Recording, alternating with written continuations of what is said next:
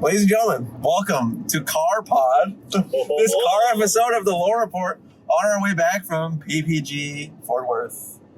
It was a fun time. We have lots to talk about. Obviously, it's been a hello.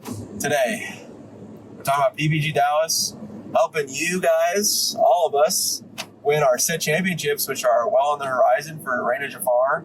Talking meta, talking picks, maybe even talking set rotations and what cars would be great, fabled, the whole kit caboodle worlds, anything that is on our minds. We're your hosts, Sky in the back with those shades, looking fresh. Luke, Savando Land, also in the shades, and me in my normal glasses. You need Caleb. to get some shades. I know. Oh, no, I didn't have any shades in the car. No, tough. Red, blue, Sharks won. Was this a surprise? I guess what were we playing? What were we doing? Luke, what did you play going into? I played the old faithful Emerald Steel, and it was not my day, either day. I did not have the draws. My opponents did. Multiple be prepareds when I got hit by the fourth B prep in their deck and the third Sisu of the deck. Back like a few times. 7 in one game? Yep. As the people watched on stream, my opponent had all the Diablo shifts in the mirror, and I did not. And when I did, they had the exact same duplicate to cause a trade. Like I went Diablo Shift Cove on 2, and they went Diablo Shift Cove trade, and they drew out of it from there. I thought I was doing all right, but they had a few things. Like when your opponent goes Maui 6-drop, double sing Storm / Strength on it to wipe out 3 of your Prince Johns, you know the game is not going your way. That is brutal. But I did win a few games by some broken Beyond the Horizons. I still like the card. I saw it made top 4 of some event in Europe over the same weekend. It's good. I played it mostly so I could have game against the 2 decks that were very highly represented. Yeah, where'd you play the Beyond the Horizon? For everybody with the new set, as we're going to Reign Jafar, people probably watching and be like, well, what is happening? It's kind of a catch up from behind. If your opponent has 1,000 cards in hand, you can just use it to reset them down to 3 while also drawing some. And if you're able to play Prince John and then sing it, you're able to draw a bunch of cards. And I don't always empty my own hand. Sometimes I'll have a couple of good cards in there I want, like you have prepped up a Sudden Chill or 2. So then you sing it, you discard their hand, you draw 3 or 4 cards, hopefully draw a second copy of Sudden Chill, and then you attack the last few cards they have in their hand. And then it normally works out. You just need to hope they don't top deck the sweeper before you can finish the game in a couple of turns. And then against the aggressive decks, it's like kind of similar. You can just target only yourself as a draw 3 when need be. And using Ursula to double sing, it allows you to get around Diablos because you can double sing it and then they discard a bunch of cards. You trigger your John, you draw a bunch of cards. If they draw them with Diablo or not, if they draw them with Diablo, they go to like 11 cards in hand, and then you double sing it, so you make them discard their hand again. They draw 3, and you just don't draw cards on your Prince John. So then they're stuck on 3 cards, and you still have the 30 cards from their previous discard. And if they don't draw extra cards, I would still make them discard to draw 3 more. Because if they didn't draw cards, that means they like the 3 cards they got, and they're trying to bait you into not singing it again. Yeah.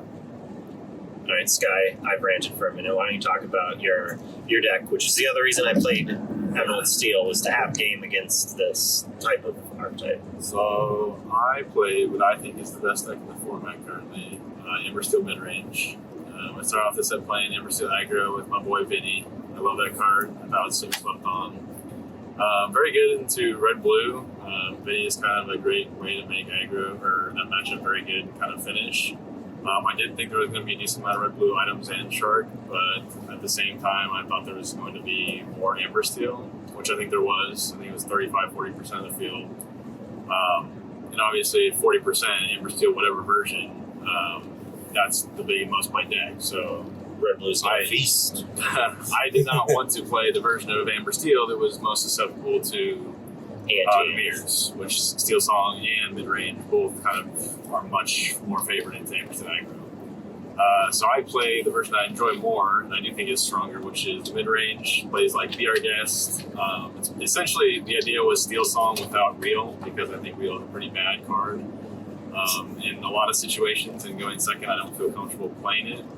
Especially in the Amber Steel mirrors, you just get stuck with it if they pull up your Singer. So I played the Be Our Guest package, lots of card draw. I took inspiration from Ed, who took the deck to Worlds, and I removed the ladies. I had 3 ladies in there before, which were kind of the flex spot that I wasn't super crazy about, didn't feel super necessary, and put it in Beast. And Beast was super good. He actually made you really resilient against like the Shark matchup. It made it much closer. Items was still pretty tough, but the deck just draws a ton of cards, and it felt very good. Had not the greatest draw luck with it, especially on Saturday. I went like 5-4. Started off pretty strong, but it still felt very strong. Like, it felt like I just wasn't quite hitting the right cards at the right time to like really exploit the draw engine of the deck. Do you think that because Amber Steel was so played and your matchup against items was still so rough that maybe you should have found a different way to attack Amber Steel? Or did you feel that you like, because you saw that the format was going to be very Amber Steel, so you decided to attack Amber Steel. Do you feel that your deck is also susceptible to some of the other anti-Amber Steel cards, like items, if people were going to play that? So I think if I was really, really scared of items and playing it like 2 or 3 times during the day, I think I would have probably brought aggro, because it is better. I decided to go for the route of stick with this and go find a platinum and hope it kind of is an ace in the hole, which it actually felt pretty strong. It did feel like it was an ace in the hole when you hit it, like mid-game when you needed to, after they drop a workshop and like had one turn, and then where they drop a foil activate, maybe a pop activate the next turn. I just didn't hit it in time when I needed it. So maybe it's like a 2-of card that you need in order to hit it consistently in that matchup.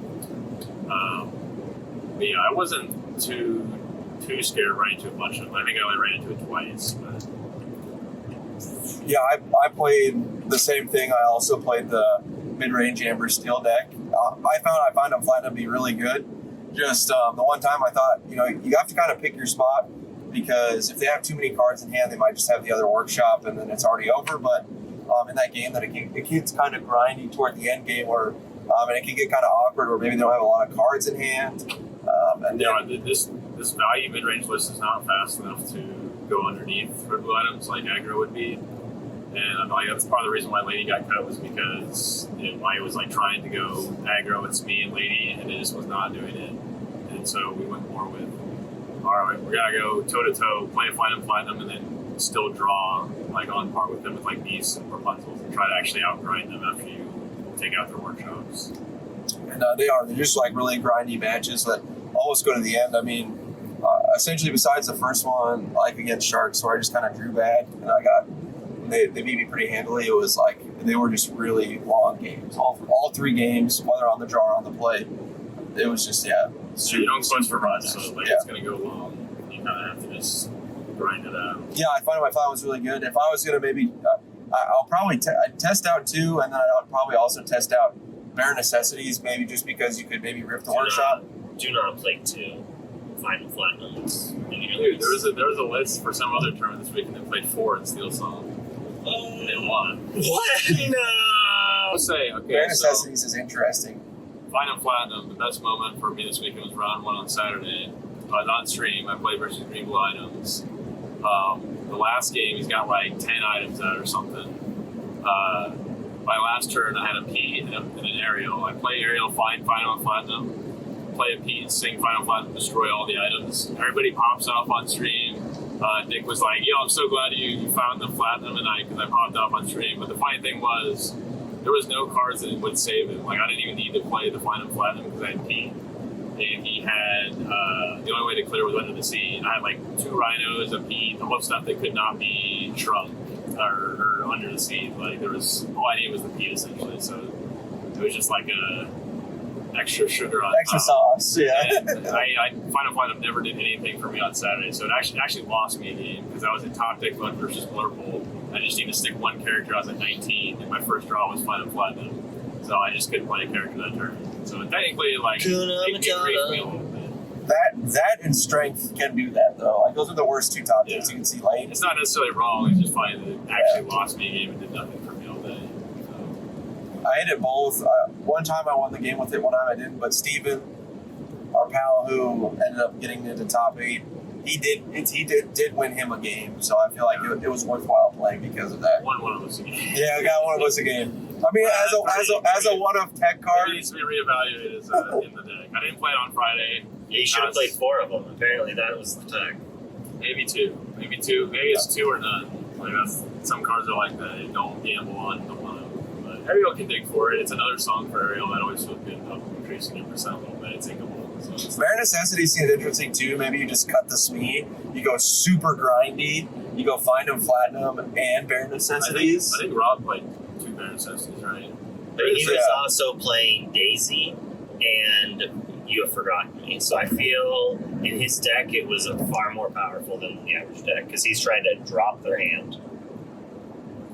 Yeah. What do you mean Daisy gives them cards? Though? No. 4 drop Daisy. That when it comes into play, they just yeah. He said he played it against Habibi. Habibi like got his hound down, 1 card left in hand. He plays Daisy, hits the last card. It's a whole new world. Like, oh no! I mean, with the control style, I mean, it's not unreasonable to add some discard package. Daisy's 4. Well, it's right? like it's when they expect you to have a whole new world, so they drop their hand down low, and then you get hit by the Forgotten. It costs 4, right? Correct. Yeah. It's the same thing as chips, but it's a 2/3 instead of a 3/2. That's better. And it depends. It survives 2/2 fights. It gets Survive Storm. You can combo with Muses. Chip can take down 3 toughness things, so it depends on if you need to be aggro or not. Overall, because Muses exists, if I was playing Amber Emerald, I'd play Daisy over Chip. Yeah, that makes sense. Being able to bounce with these is interesting. Lives the store. I think just the 2/3 stat line is in general is better just because it lives the store. Yeah. Also fair. That was good. That controlled the list that Rob ran was really good. Yeah, Bare Necessities, I think it could be good. I don't think it happens very often where you actually have enough cards to. Where you have enough cards in the mirror where you're wanting to rip like a song versus. I was thinking more for Red Blue Hitting a sail Sharks. on 2. Red Blue Sharks is probably the best matchup for it. Yeah, that's, Hitting a sail on 2 against items that doesn't play T-Bone. on the play. Yeah. That's That could be good. That's good. Yeah, because you could Or hitting a fish. you can sing Bare Necessities with Cindy on 2 Steel Ramp. That's Ooh. true, but you need to hit that on turn 2 going On the first. play. Yeah, it's only on the play. So you probably have to play like 4 and mulligan for it, which is fine. It's an inkable card. It's a song. You know, I can see myself being convinced if it's strong enough to do that. And then also, Especially Red Blue starts to take over. yeah, and also on turn 7, obviously you can then know if it's Sisu and then play around that, or you can rip the B prep and Yeah, keep going. there's some value in hand knowledge in that matchup for sure. Yeah. So I don't know, because that was definitely the hardest matchup for sure. Was Red Blue either way. I mean, items was definitely a lot harder than Sharks because there was no interaction. Yeah, Sharks is actually, in my opinion, fairly close with the mid range deck. Zeus can just kill a shark. Pete stops shark stuff. Coil is the problem. Well, what shark decks don't I know, that's what I'm saying. Yeah, sorry. Right? Red Blue items is is like much harder. because of the coil. Yeah, for items. You have to find them flat on the right turn. Yeah, shark actually, with the inclusion of beast was like really important. Most shark decks weren't running Dragonfire, at least. The ones I was playing was. Those are the ones that stuck in the Dragonfire. Dude, I ran into a deck that ran the 2-ofs, and then they hit both on the beast after beat prep. And I was just like, are you kidding me? Get God. Yeah, it was the 2 of them. I did get caught. And run into the people running Dragonfires. Beast has to be beat prep. Like you can just draw out a beast, and like sometimes it's worth it for them to beat prep just so you don't start drawing cards again. Because like if they don't beat prep and say you peek them the next turn, that thing is drawing you 3 cards. Like it can just like get out of hand. So that matchup really becomes don't overcommit into a wipe. Be smart about when you drop your beasts, and you can actually like outgrind them. If Because if you have enough cards, you have enough cards to dig for Zeus's and for strength, and you can really just kind of put them off their Maui Shark England until like way late, and by then it's probably too late. So it's not the worst matchup, I think. Yeah, it just you do feel uncomfortable because it does go to such deep waters. Because of sharks. Yes, because of the sharks. That was really fun. Any other? Let's see. Amethyst Steel also had a pretty good run in the tourney, right? Yeah. And then Lemon Lime. I mean, shout out to Tyler for taking the event down on Saturday. Yeah. Even if he was playing red blue. I think he technically won every event. He didn't win the Friday. He got top 4, I thought. But Did they split? Did they split the Friday? Did they not play? I thought they split and still played. Okay, well, he technically lost, but I think they split. He got maximum Friday. prizes Yes. over the weekend. So he technically was on top at every event monetarily, at least. Top 4 Friday, win Saturday, win the 3v3 Sunday. Like, He went off. they had to give him a time extension, I think, for the first round because he was still taking pictures for winning the first event when they had pairings go up. Yeah. I think he played Shark every event too. So. Shout out to Gwar's team for getting second place in the 3v3s. Or Adrian, I guess, his government name. Shout out to my buddy Steven, who also played. Yeah, Steven. Big shout out to So Steven. Yeah. He went Should crazy be- gold days on Friday, and so I think he went 7-2 on Friday. And didn't quite make cut. Or He won He got top 32. He got top 16 or top 30. He won boosties, but he didn't make them. Okay. Yeah, They he got only top- did a top 8 cut for Friday. Yeah, Friday was super hard. X2 did not get in. But Saturday he went 7-1-1. It was one of those crazy situations where 9 people could get in if they all drew. So one person, the 9th person, would have to play. And because that person, if that person played in 1, then it would knock one of the draws out, which normally should only impact the 7th, 8th place players to force them to play. But for some reason, all of the not the top 2 tables, because those were the undefeateds, and they drew. But like the extra table, or no, 2 tables, I think, had to played, even though they didn't need to. So then like multiple people who could have gotten in didn't, I think. So like 2 X2s got in, possibly. Are you talking about Friday? Yeah. It was Yeah, weird. Steven was one that he wanted the ID, and it would have both been safe, and his opponent did not. He was kind of salty about that, but he came back on Saturday, went 7-1-1, had a great run, won his first round top cut, and then he lost the top 8, but it doesn't matter because they split. So They did split the top 8? Yes, they split. They all walked away with like $1,200, something like that. So he tore it up. He did. We didn't do too great on McValue, but No, we did not. He brought us. He saved. Hey, we won more than we lost. we went above 50%. Oh, but yeah. I'll tell you. I did very poorly on Friday, but I had a lot of fun chilling with people. We went out to eat on Friday as well. We went out for burgers at some place called Rodeo Goat. Yeah. I did see another Rodeo Goat as we were leaving town, and that location looked better. Ours looked like they took an old stable and turned it into a burger shack. It did not look up That's to probably code. the original. Probably. But it's either that was the original, like Sky's saying, or they just have a trend of just using cinder blocks and metal cattle gates in them, and that's their the vibe. aesthetic. That's the vibe. Yeah, Yeah. It could be that thing. It's Texas. I don't know. Good But that was like not bad. Shake was good. I did. Yeah, the shake was all right. The shake was good. Talking about fun things on the trip. The cube. Okay. That's what I was getting. Oh to. yes, the Sunday's cube. Yeah, what is a cube? The tower format, because that was so fun. That was one of my favorite All right, things. so they're 2 separate things, but you can use the same pool. So we'll talk about the cube first. I did tweet about it, so some people might have seen some stuff on that, and it's basically a singleton 394 card pile of the best cards in Lorcana. It can be geared based on whoever makes it. So this one was from cards I enjoyed, even though somehow I didn't put Prince John in. I thought I did, but I guess I didn't. And then I hit the 48 card cap or 58 card cap. Because Joseph would have picked it up and Just wrecked you even harder. Even more crazy. Joseph's deck was so cool. He had Antonio. I'll talk the line. I'll speak on that one. All right. I'm still jaded from that, so. I lost round 1, is what I'm saying, to the ultimate high roll cube. So you draft random cards. You take 394 separate cards is what. And you make 4 12-card packs, like a normal Lorcana draft. But imagine if you opened a booster pack of Lorcana and every card was a rare or above and was just cool. Or the cards that weren't rares were still just the best on top, like Storms. I mean, it was Singleton, but like Storm, Panic is uncommon. Any card that has ever seen play. Yeah. Smash. So just the power level in general is much higher, much higher.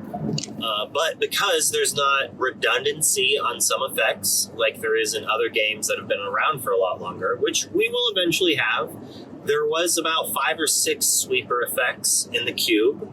Spoilers, I drafted all of them. It's not my fault people passed them. Some people, shout out to Bannable, he actually still doesn't even think it's that good in the format. But I think with the deck I drafted, which maybe I'll put a link to the picture and the thingamabob or whatever, we'll do some cube. Do you have the Dreamborn list to like yeah, or something? Yeah. The Ursula versus Ursula deck that has cards. There is 10 cards from that in there. Some of the cards I thought were too good, and some were not good enough, so those didn't make the cut. Sky was like, this card's absurd. I got it 3rd from last pick. Riptide, I do believe. Riptide's not that broken. The 6 cost, banish every opposing character and item that costs 2 or less. My first round opponent played in game 2 on the play went Curse Merfolk into Pinocchio. Oh no. I played turn 4 Starlight Vial. I was like, all right, I can B-prep, I can do all this stuff. I ended up not needing to because I like drew the perfect other cards. Just not need to do it. I had Swords, Be Prepared, Under the Sea, Riptide, Scar. I had the two ink ramp that deals 1 damage to all of your opposing characters. Oh yeah. That was also from the Ursus challenge. Sadly, I didn't have that on turn 2 when he passed with the 2. Could you imagine how absurd that is? Pinocchio out, then ramp. Pinocchio and Merfolk? See ya. Wow, ramping. Oh, that would have been so good. But I didn't draw it until I had already dealt with the 2 characters. It was really fun. I think we played. Everybody played the tower at some point. All right, yeah. And so Tower was another way you can play, which is you have your cube, you have your 100 card stack or whatever. You basically take a couple 100 cards of your favorite Lorcana cards, Singleton, and you put them in a stack of cards, you shuffle it up, and you play off the same deck, and you just play. And it is the best way to play the game, I think, in general, because it's always going to be a new, different game. You can play quickly. You don't have to haul a bunch of stuff around. You've been playing meta all day. It's between rounds, and you have half an hour. You can sit down with your friend and just jam a couple games out. And it's gonna make you a better Lorcana player because you're gonna constantly see situations that you just do not see when you're doing the normal reps, right? You're gonna see situations that normally you have to play a lot of limited to see, which is one of the benefits of playing limited. Is like I found out how good Doc and Seven Dwarves Mine were at the pre-release. I had both of those in my deck, and I was like, wow, this Doc card is like insanely broken when your opponent does nothing, and you can do whatever you want. But it turned out Doc is a very powerful card, and mine also was like pretty good.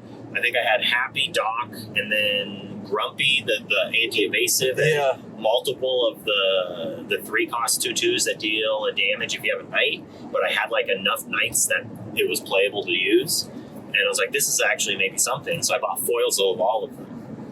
I played the Snow White one in the drafts. That was my like top end. Oh, okay. The Snow White, yeah, the Snow White and the Mine. It was fun. Not bad. If you have knights to give her resist, I think. In the pre-release, it was great. Yeah.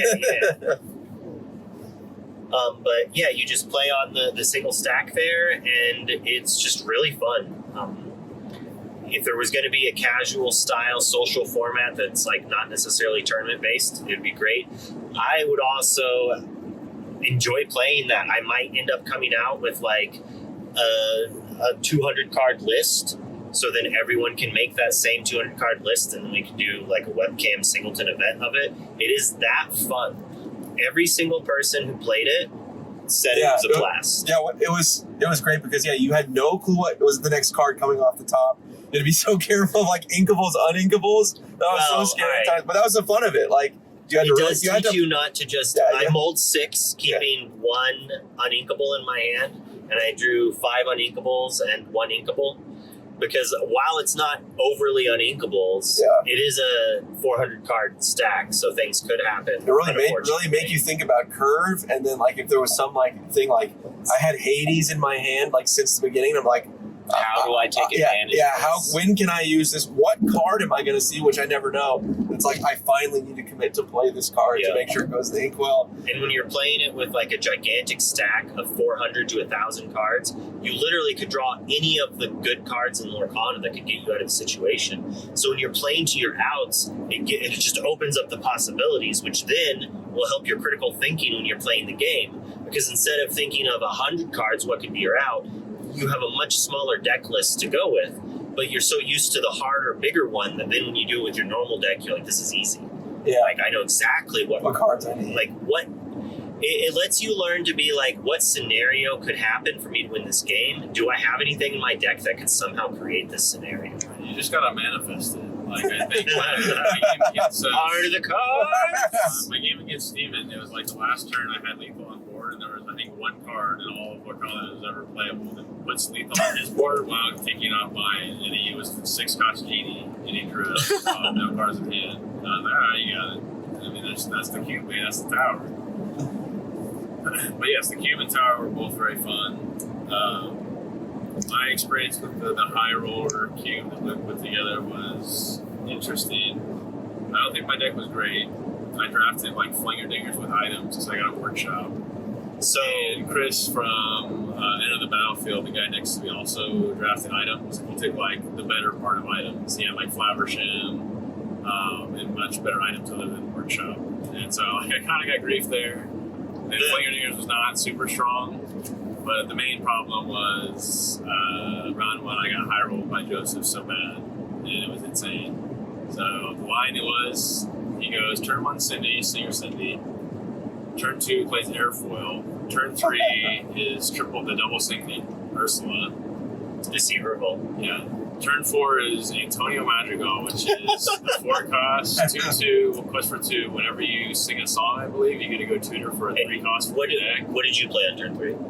I played a workshop. I committed to the workshop because my hand was pretty dead. I didn't have anything to respond to what was going to happen. And I knew like stuff was going down, so I was I had nothing to stop the tempo. So turn 4, he plays the Antonio. He double sings Sudden Chill, discards 2 of my cards. Antonio triggers. He goes and grabs a Wildcat, which manage the item. Says this is a 2/3 evasive. Just tap, destroy an item. So exert, banish an item. Yeah. So within like 3 turns, all my items are gone. I think on turn 6, he plays a shark. He's triggering Airfoil every turn, double singing song. It was like it probably would have beat a constructed deck. Like the constructed deck would have gotten beat by that curve. And that's cube, is you get decks that are absurd sometimes like that. Yeah. And game 2 was a little bit better. I had more of a chance, but he still had like a really insane start, and he still was like doing insane stuff. Sadly, when I watched Luke, he did not have nearly as good a start. He was playing fair cards like Pegasus on 1 and like that Pegasus on 1 won him the game. No quests. Like it got a lot of quests. It's better than game 2. He played Sydney Sing Storm on me, so oh my god, my 2 drop. Not much trouble. I didn't really play characters for his Cindy Storm to do anything. He actually had Storm against me. I did take a Storm from his hand with the Bare Necessities on 2 once as well, to just like not let him get the card advantage.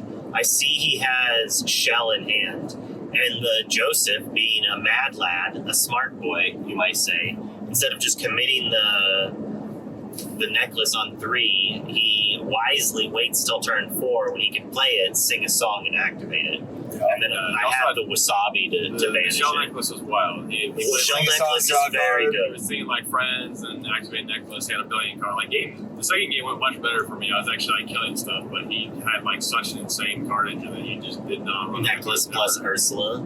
That's so good. I actually played that against Steven when we were playing Tower. I had strength And then I waited, committed, and then like filled out my board with strength, played the Ursula's necklace, sang it, draw a card. It was awesome. So good. Yeah, he had an insane combo deck, and I was surprised he got taken down. I think if he would have drawn like he did against me, he would have beat you, Luke. But I mean, I had to be prepared. I had to play almost all of my wipes against him over and over again because he drew so many cards. But I also had Fighter Keepers in my deck. I had multiple ramp cards, so I was able to like ramp up very quickly, refill my hand, answer almost anything he had. I had 4 item removal, so he was never able to draw more than 1 card off of his necklace before I answered it. And I also like would get 2-for-1s or 3-for-1s off of my Be Prepared and Swords. Didn't let Antonio survive for more than a turn. I just had to answer the stuff quickly. And then I had both Snake and Fox in my deck, so I was able to recur and replay Lady Tremaine, both Lady Tremaines. They banish a character of their choice and the return an item. That's good. I had the 3-cost song that returns a character from your discard to your hand, so I had the Lady Tremaine infinite loop of at least keeping the Tremaine alive. Did they do it again? No, the Part of This World. Part of This World, yeah. But with Lady Tremaine and the foxes and all that, I could also get back swords, Be Prepared, Finders Keepers. I had the 6-drop Genie as well. That's good. Yeah, that's a good card. I feel like the people who were feeding me, one of them was playing like an aggressive deck. The other one was, they drafted like Diablo and Shift Diablo and Beast. They had some good stuff, but I think they still got ran over in the first round. I don't know what they lost to. I was playing Tower and I found Diablo and I shifted. And but sadly, off the top, next card was Smash. You got it. Victoria smashed in the next turn. I'm like, well, I lost a song and shifted. I was watching Sky play a game, or he was watching me play a game, and someone played Diablo, and he's like, "That should be banned." Yeah, it's so good in the tower. There was no answers in the tower for me for Diablo, and he just drew double the cards. So that one didn't end well for me. That can happen. But that happens in regular Lorcana too. Sometimes Diablo is just not answered. I think there's a lot less answers in the tower versus normal constructed. Possibly. You would be surprised at how many actual answers there are. I had the 3-cost inkable duck that could ping 1 damage. Oh yeah, that was evasive. Oh, She put in work. The problem, oh my goodness, is some of the answers to evasives are evasives themselves. Yes, and they just answer those before you get to use them to answer your Diablo. But that's like fairish, I feel. Well, yeah, set champs, or I guess just the meta in general. What we were seeing, we talked about Emerald Steel. We talked about there was both red blue items and red blue shark. Some run in the workshops. Amber Steel aggro, Amber Steel mid range, Amber Steel Holy World, Amber Steel discard. Which was only Rob, but he got 2nd place. So you know people are going to take his list and jam it, especially at something like Set Champs. If they see something fun and spicy, they're like, maybe this beats items, let's do it. You know, it lost to items, but still. Yeah, I think items is a difficult pilot too, and also can Tyler's OP, and he was on fire this weekend. Yeah. And if you've never been on fire in a TCG before, you don't know what it's like. You can't beat him. So, sometimes it's his weekend. It's his. Sometimes it's just destiny. Yep. Where does the meta respond to 40% Amber Steel? Does everybody just jump on red blue? So that's what appeared to happen. That is definitely what appeared to happen this weekend. Well, even this weekend, though, I think Amber Steel was more played than red blue by a good amount. So, going forward, just a chance. Does everybody pick up red blue? Is it a deck that everybody can grab onto and just wants to play? Because in my experience, at least locally, people aren't going to pick up red blue unless they've played red blue in the past. So, that might be more just our locals, but. And I picked up red blue. I almost played items on Saturday, but I just didn't want to hurt my soul. I tried items. I played a little bit on Lorcana. It was kind of clunky in my opinion. I saw the power when things did happen, right? But it seemed like it was too many games out of. If your items list wasn't running visions or develop your brain, then it was wrong. I can see develop being correct. I actually thought I was playing develop. I was running visions. It was very close to Ed's list, but like the fourth workshop. I think, if anything, I think I would have gone with like green blue, like green blue. Yeah, that was good. Yeah, I wanted to play green blue like 2 days before I went by. Use is so good. Green blue Ben was actually in a pretty good spot with how much Amber Steel song and mid range started to pop up. And also, if you throw in manners, you can have a really good matchup against red decks. I probably would have shown up with it if I would have had more time to test it, but I didn't pay attention and think about it until like 2 days before, and I had no time. So, yeah, I really wanted to play the McValue deck. I love playing that deck. I think it is very good. So, well, I think green blue was in a pretty good spot. Not items. You can't play that deck, but. No, yeah, green blue Ben. I was testing out the McValue deck a couple of days before. I'd climbed with the Vinny deck on Lorcana. It's so much fun. Like, I do think that's a great time at Sep Champs. I do think we'll be pretty consistent with, I think, a lot of people playing red blue.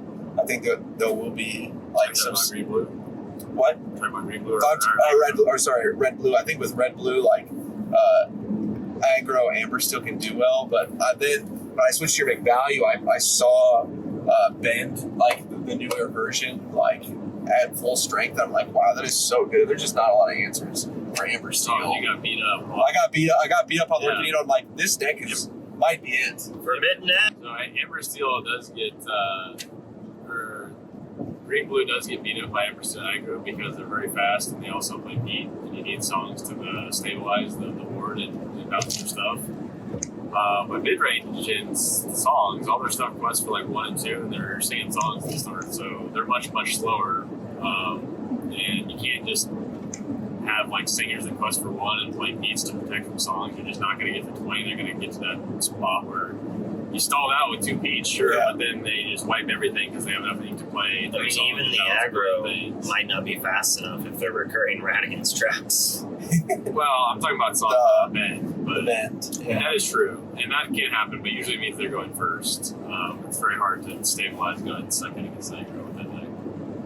But yeah, if people are on mid range, you give green, blue, Ben all the time in the world to get their chance to balance everything and take control. So I think I need to do more testing against red blue because I think if Manor does solve that matchup more, it's not a terrible matchup to begin with, but if Manor locks it up, it seems like it's in a super good spot now going into this meta. I think purple steel, which was green blue's worst matchup last set, just because they could bounce Pete and play like 4 in a row and just never even give you a turn to play songs.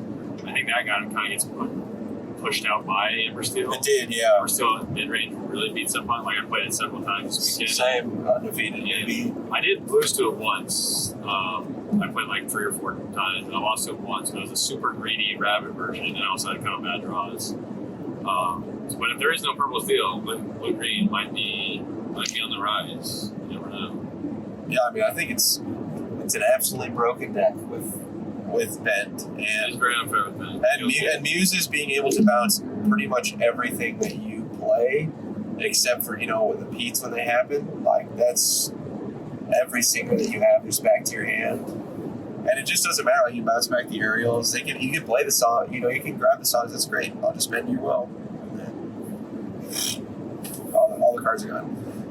I think the more events I've gone to as the noob of the group, it's crazy how much rock, paper, scissors, what deck you bring really is such a huge factor in the game. And it's like you need to be good at both, and then you have to be really good at predicting, okay, everybody's playing this, so I should go this, or everybody's here, so you should go here. I feel like playing it as the big boogeyman deck, unless it's just so head and shoulders above everything, like maybe red purple in set 2 or the Bucky decks where Emerald Steel at its heyday where it just doesn't matter. And in a meta that's more fair like this, like you picking the right deck is paramount to having huge success. I completely agree. I think even going further than the right deck and the right list, like because the mulligan in this game is so powerful, you can mulligan for every matchup essentially. If you're running 4 of these cards that have lines that are good against certain decks, you just can pitch everything and go for them. You mold the same way against every deck you play. What? I said you mold the same way against every deck you play. Yeah, because, my deck, you always mold for 1 cost, 2 cost Stinger, preferably Vanessa, and then Ariel. Because playing Rapunzel on 4 for drawing 3 cards is insane, and drawing cards is the best thing you can do. So. But no, I'm just saying, like, there are lines in most decks that are different based on, if I find red blue, I want this line, versus, I need to, be more tempo driven and control the board earlier, so I go for this line. But that was on the draw. Like sometimes you just kind of get a little frisky on the draw to get those away, to try and squeak out those wins. Because man, those are hard matches. Yeah, you gotta get frisky. Every game's frisky on the draw. That's probably every card game. It's the games you win on the draw that define like how creative you are as a Lorcana player. You have to kind of go off. You gotta go off the beaten path sometimes to win the game. You're the one who responds. That's why I play Steel. Yeah, you can do fun stuff. Part of the reason why I like this deck is because, like Amber Steel aggro, it was pretty super volatile in the green steel. But with if you're dropping Vanessa onto a return, that thing can't die to like anything that they do. Like Diablo cannot sing Zeus, so that's living. And then if you have Ariel, you go Ariel grab the song to kill a Diablo. So that matchup gets like much better with Ariel. Here's a fun question. Like, was there any plays that you made this weekend that was definitely like got weird, not exactly the curve, but that ended up like being super great for you? I know I can start because I can think of this moment. I had 3 Rapunzels in hand early, and I was like trying to set the Rapunzel trap, and so I inked Rapunzel, played Rapunzel, and then like quested with some of my guys to set the trap, because in their mind they're like, surely this dude does not have the 3rd Rapunzel in hand. And then he did. He took the bait, and then I used my Rapunzel, ran into it, played the 3rd Rapunzel, and then my opponent was just like flabbergasted in like pain. And it was like my favorite moment. And then like I won the game. Those 3 cards were absolutely the difference. If my opponent inked a Rapunzel and played a naked Rapunzel, dude, I am pegging them on that 3rd Rapunzel. You are? It was like, there's no way you're playing a Rapunzel for 0 value while inking a Rapunzel and keeping another card in your hand if that card is not a Rapunzel. What uninkable could it be? A Storm? I would play the Storm to draw a card before I ink a Rapunzel and play a Rapunzel for no value, unless I'm literally winning the game from like the tempo. The Storm and ping your own guy. And then Exactly. I would have absolutely just done that, but no. There's like no card it could be in my mind but a 3rd Rapunzel. It was like that was my favorite moment of the whole weekend. Like just the absolute mind games.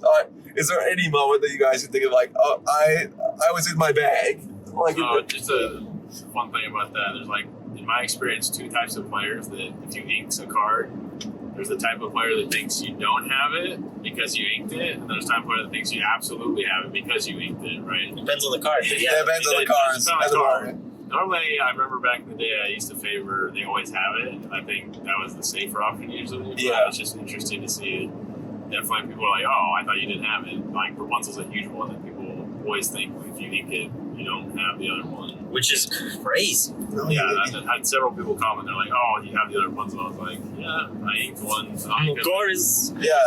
Like, if I didn't miss ink. I don't want to ink that card. It's like the best, strongest thing you can do in the deck. But I don't think I had too many crazy moments. Like, when things went off the beaten path, it usually didn't end up great for me. I mean, the craziest thing for me was like my first 12 aerials on Saturday, only like 2 of them hit. That's crazy. And I was doing well. It's like the dice rolls. When I was whiffing the aerials, the games were going well. That was the only thing that was going bad. And then when they started hitting, I started losing and drawing terribly. So I don't know. I guess I think it's like I lost faith in Ariel. It was like you slowly. The first one whiffs like early on in the day. I'm like, you start slowly drawing the 4, and you're like, and just like character. She could feel you stop believing in her. It was like, maybe I can't get songs. I Friday went fine with her, and then it was bad. I also missed a BR guest. That was probably the weirdest thing that happened to me. That's I was crazy. on stream when I played BR guest, and BR guest is just look at the top 4 and pick a character. And, like most of your deck is characters, so how are you going to whiff all 4 cards and not get a character? Well, they're all 4 songs. And I was like, that's why my last 2 aerials whiffs, because that's where all the songs were.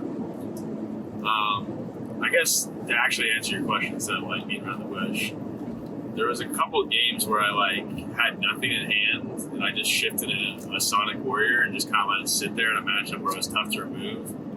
And like I just didn't even card draw. It was just I drew a couple of songs, and it was like enough to just completely destroy like Purple Steel. Like Purple Steel gets destroyed by aerials so bad, and you have like the time to kind of just let it sit there. Takes goats, takes crowds. So, you stuck aerial Sonic Warrior and you just sat her there like a tank. Yeah, I mean, you can't remove there's some this. days where you don't get the Rapunzel on turn 4, and you don't have a whole lot of cards to deal with, do all sorts of unfair things, and like your secondary plan is okay. I'm going to shift an aerial Warrior and just try to remove everything with a couple songs.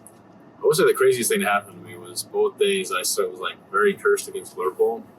I got every time Blurple would get to 0 cards, they would just top deck a Hades and it would win them the game. Sometimes multiple Hades. 0 cards in hand, top deck Hades, kill my Sonic Warrior and Beast, and then they would like top deck Finders Keepers and draw 3. And that happened to be like 3 separate matches with the top deck Hades to win the game. One game I was at 19, I just had to stick a character. I play a Rhino, top deck Hades.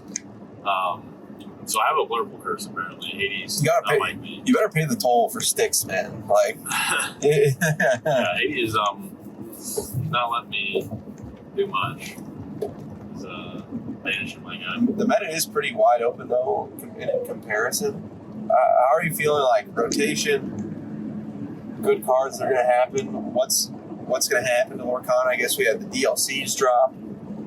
Those 3 DLCs. Obviously, we want more. Yes, we want more. Give all the third-party tournaments that are very large. It'd be awesome to see prize wall support. It'd be awesome to see invites to Continentals for all those places. I think I said it on other things. Maybe this is the first one. I expect DKP to be invited to Worlds next year. Oh, yeah, he's world champ. Yeah, I'd be just disappointed if he wasn't automatically queued for Worlds. Yeah. I would be less disappointed, but still disappointed if all the Worlds players were not automatically qualified for their local, regional continentals. Yeah. I can understand why they might not do that and why some people wouldn't want it to happen, but I feel it's so few people, like 14 people, not even 14 because we had all the Oceanic. So like 12 people, like getting an invite to each, like at max, their own continentals, like that seems fine. Yeah, I mean, Since continentals was like 100 plus people, right? Like, yeah, I mean, I think anytime you do that, like that should be special. Like, especially, take like golf for example. Like, you win a major championship, you're exempt into tournaments for like 5 years. You get it automatically put into every major for the next 5 years. I think that only, again, helps the game of golf, right? You want those players that won those tournaments. Yeah, you want the known players. You want the known players in those other events because it raises the level of competition. And so I think that's a pretty normal precedent. Again, in sports in general, like especially tournaments of like, tennis or golf where it is single person. Like if you win a major tournament, you automatically get put in for the next few years just to, again, those are fan favorite people that have won and dominated. Why wouldn't you again want that press and publicity and make sure none of those fluky things happen? So I definitely think that should definitely be the case because that only helps grow the game. And I think it's worked out for other sports for a long time. So shout outs to the it was super for the commentary, the Dan and Katie and Liam and Dick and Jeffrey and the behind the scenes, and Sasuke was behind the scenes, Lofi was, I don't know the names of the other 20 other people, but they did fine. They did good. They did well. Nothing went terribly wrong. It was good. No, I think big shout outs for letting me cast on the top 16. Hopefully I did a good job. I might have to rewatch that. It was weird. The event was run super smooth and quick. Like, yeah. That is the way advantage. It done at 4 or 5 p.m. Oh, that was brilliant. It seems like unofficial events, like they are kind of okay with, we started right now, we go. And when everybody's done, it's instantly go. We're trying to get this thing done as fast as possible. I mean, some of the rounds still went 10, 20 minutes over. Sure. But the day still felt real short. Right. Yeah. They started the round right after. It wasn't like kind of, wait around for results to get some. The PPP, Dan, like giving me a chance to cast. Well, PPG, what did I say? I said PPP. The bounty over their sky. Shout out to Dan for letting me be a bounty. That wasn't a very hard bounty. I gave away 16 packs. Hopefully those people open something good at least. But yeah, shout outs for the opportunity. It was fun. I got a cool mat. I'm not a cloth playmat guy, but I got to play on a cloth playmat. Pretty cool. Convert you. Yeah. I like flicking the cards on it. It feels nice. Great weekend. Good to see a bunch of people you never seen before. It still felt like you only DLC get to see where at it's the like all these DLCs. people that you meet online or you meet in Discord and stuff. You get to put faces to names, meet people for the first time. That's always fun. You know, it's the type of thing that keeps you in card games. Like Ed said, if you watch Worlds, like it's not fun without those people that are on the journey with you that you're sharing that similar interest with. So all the guys we stayed with, it was a blast just having a break from work, and it's really just a vacation. Like these weekends that you take a day or two off, it's like your mini vacation that you can sprinkle on through the year. So a lot of fun. Yeah. Those are always super cool. All those great players playing against them, and like you said, it is a vacation. Set champs tips. Yeah. What can we? Wow. What tips can we provide so they Play a Hoffen list. It's super fun Lorcana. A which list? The Hoffen challenge, where you have to play with at least 36 different individual cards. I might try to go crazy and play a full singleton. A full singleton set champ, so that'd be fun. I might just go through my cube and pick two colors and just build a deck. I spent far too much Worlds testing trying to break green-red discard. I could crush Shark and items. I could beat that deck, but I could not beat aggro enough to make it worth. Maybe that's what you bring then. Just bring Christmas discard. Guy banned Fortisphere and Hiram for us. Oh yeah. Stop saying that. Is one unofficial event. That was not one. No, they have. It was like a few days later. They watched that and go, "Yeah, this can't happen. We can't." If it would have just been Hiram, I could have been like, it wouldn't have been you. It wasn't anything to do with me, but if somebody at Ravensburger watched those games that I played, that's what it was like playing solitaire. It was like something was not right with the. That's why I'm saying somebody at Ravensburger watched it. Went, okay, Hiram and Forrester's got to go. I drew well, and I had like 20 items out by like turn 5. It was insane. Because it was Hiram and Fortisphere, it's your fault. Rank the tiers right now. Let's rank. So is Red Blue Shark the top at the moment? I don't think so, but I'm probably biased. I need to play the deck. This weekend showed me like Tyler destroyed every event with it, so the deck is actually ridiculously fun to play. It is fun. It skirts the line of being like perfectly fine and like it being oppressive, because like you don't have a ton of cards to work with, especially without Flowership. You just have to do the right thing in return, and then it like kind of compounds. But I think it's at the top. I thought I'd probably have increased my opinion on it just from this event. So what are we putting at the second best deck if Red Blue Sharks is top? Or if it's not top, what do you think the best deck is? I mean, Amber Steel Wheel really showed that it was super powerful. I mean, I know it played the mid-range, and I think it can compete. I played 2 Amber Steel Wheels. I went 1-1s. One time they did everything that they were supposed to do on the play, and they got me. But another time, the wheel can be clunky, and they ended up having 3 wheels in hand and had to hard cast one because I just kept shooting down aerials. And so then they filled my hand right before the next turn, and I beat and everything else. So I think Amber Steel is just really still, the wheel is still high roll, hit or miss. And but it did make it to the top, multiple times. Wheel did. So I think that's interesting. I do think mid-range has a good chance, but I think going for the mirror, like any mirror of going first, being able to sing Zeus first on the singers makes it It's tough. just the tradition. It's the age-old tale. It's like the aggressive deck is going to lose to the slightly slower version. Yeah. And so the slightly slower version would be the whole new world. It's going to be mid-range, which is going to be aggro, and then sometimes aggro will be a little better against the whole new world because you can maybe be faster. You can fill up. But it also means that once the whole, like, the aggro one will have less removal, right? Because the aggro doesn't play Zeus. So they're going to have just less answers. Well, there was some success with that even this weekend with some, they put some Zeus in the list. I mean, that's basically what you did. just, instead of adding the aerials, they're just only adding Zeus, right? Yeah.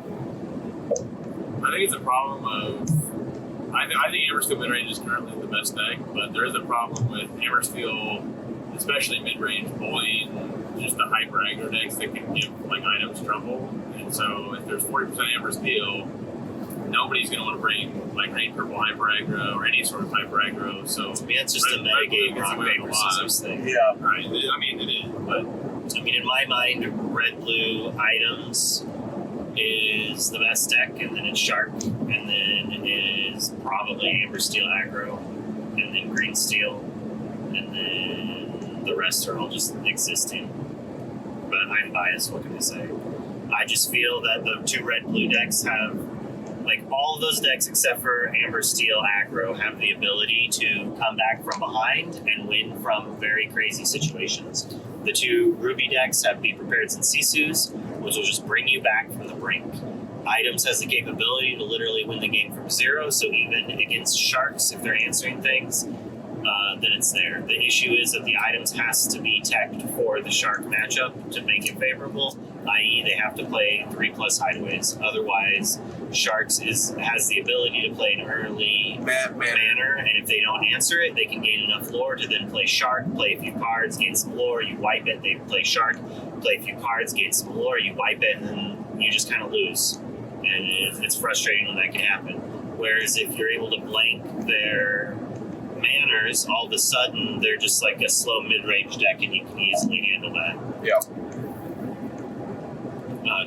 Because of your Sisu coils and Be Prepared, which don't answer the manners. But since they have, like, when I played Green Steel, I was in control, I had more cards, I was dominating. My opponent just top decked a Be Prepared off the top of the deck, got a 5-for-1, and then top decked more card advantage cards to answer my board every other turn. And I wasn't at a high enough lore to just win if I had one turn of characters, which is fine. Like, when they play Be Prepared, you shouldn't just lose the game if you're only at 10 lore, but it kind of feels that way against those decks currently. And that's one of the reasons why Amber Steel is up there. I feel it can go underneath those decks and be very aggressive. I know Sky tends to like the mid-range Amber Steel, but the reason I wouldn't be playing it is just because I don't think it can beat red-blue well enough. And in my mind, like, the red-blue decks are the boogeyman. But that's because I've been playing decks that are notoriously weak against red-blue forever. So, like, I'm going to always value it as something I need to beat, and that's one of the reasons I play Green Steel, is because I can deal with these aggressive Amber Steel decks, I can deal with these aggressive Green-Purple decks, and then I can deal with these control decks. I might not be always favored, but I don't automatically lose. It's kind of like how red-purple used to be. It's the Jund. It can beat anything in the format if you draw well. It has bad matchups, but it can win. Whereas in Ruby Amethyst has slowly turned more into a more polarizing style of deck, where it beats up on the decks it beats, and it gets crushed by the decks it loses to. So that's why, in my mind, the Ruby, Sapphire, the two of those, Emerald Steel and Amber Steel are like the top decks. I think walking away from this weekend, I do think that it's red-blue. I think that,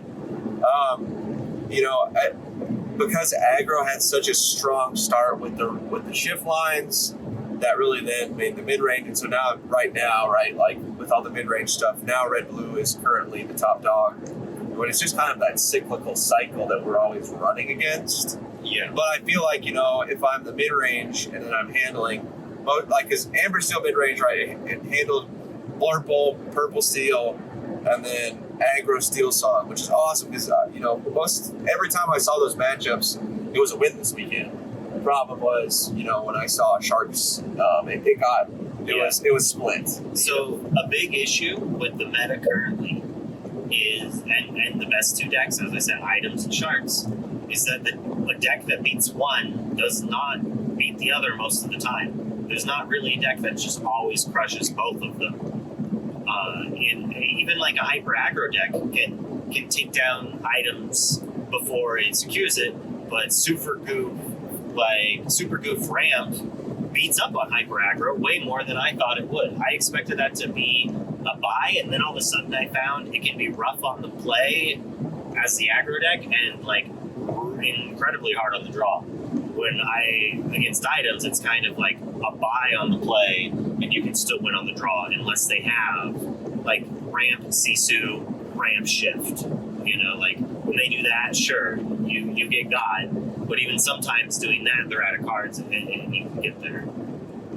But because of that polarization of choosing, do you beat Shark or do you beat items? Like your mid-range deck, you have game against Shark. You have 4 Zeuses and 4 Petes. That alone has the capability of beating Sharks on its own. It's not always going to happen, but you can go character.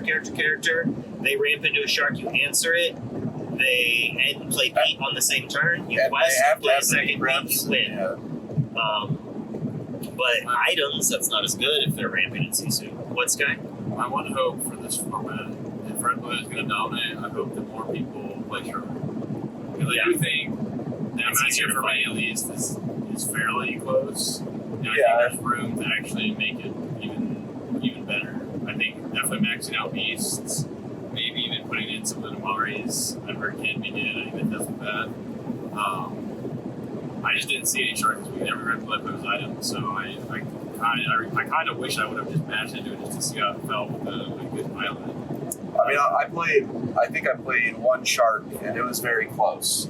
I lost on I played on the draw, and I ended up losing 2-1. 2-1, but it was like fun. Like it was fun though. Like, you know, red blue items can just feel like against the mid range deck just really oppressive. Where if I don't find my Platinum, it's just like I'm doing all my stuff, and it just doesn't. Yeah. It doesn't matter that much. If you find the first strength to kill the first Shark, that's much easier than. Yeah, and then I also feel like with bare necessities, where I get some hand knowledge throughout the game, I really think I'd almost just play 4 Shark, and if I hit items, like somehow maybe I fleece, but most likely not. You know, they maybe brick, I can get it, but I think I'd rather play for the Shark and make that matchup as close as I possibly can. Yeah, I think you can definitely test bare necessities. Like maybe playing 4 and take the bullets in a solid, so maybe 4 copies and you hit the ramp enough where it's like, oh, I'm destroying them on the draw because I'm taking the ramp, or I'm taking their how far I'll go, or beat ramp or something. Yeah. And there's definitely room to play around with, and maybe not so much as items. So I hope people see DKP 1 with Shark and they're like, I want to win with the best deck in the world at the Farset Champs. So I could literally see a world where the format is just like DKP versus items. It's like they literally cover each other's weaknesses in the spread. So it's Maleficent Monsters Dragons are back, baby! And the matchup itself can be very close. Even if I think items is favored with the right build, I think Shark could also build a version. So red blue, I think, is right now the meta, but there's room for everything. And again, that's the fun of TCGs. I continue to go to these tournaments with you guys. It's there's so much play and counterplay into this, and what's good this week. Well, this has been another episode of the Lore Reports. We are your co-hosts, Wonderland, Skies, myself, Caleb. It was awesome seeing you all at PPG Dallas. We can't wait to road trip to maybe Carpod again and to going to Denver for sure. Oh, let's do it, baby! I can't wait. It's so fun. So we're going to the mountains. That'll be fun. Oh man, that'll be pretty. So thank you guys. We'll see you again soon. This has been the Lore Report. Talk to you later. Bye.